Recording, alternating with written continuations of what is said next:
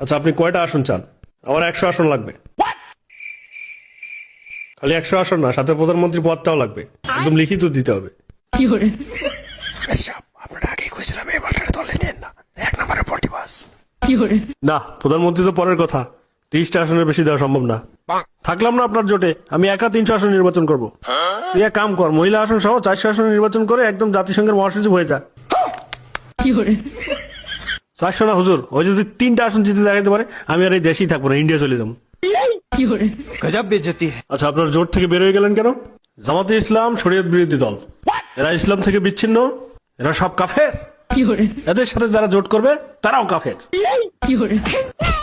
চুপ কর ভণ্ড কোথাকার। যুগে যুগে আলেম ওলামারা যতবার একত্রিত হওয়ার চেষ্টা করেছে, ততবার তোরা পিছন থেকে ছুরি মেরেছিস। এখন আসন না পেয়ে কাফের আর শরীয়ত বিরোধী ফতোয়া দেওয়া শুরু করেছিস। সুটিয়ে লাল করে দেবো, নোংরামি বার করে দেবো। প্লিজ আমাকে ক্ষমা করে দাও প্লিজ।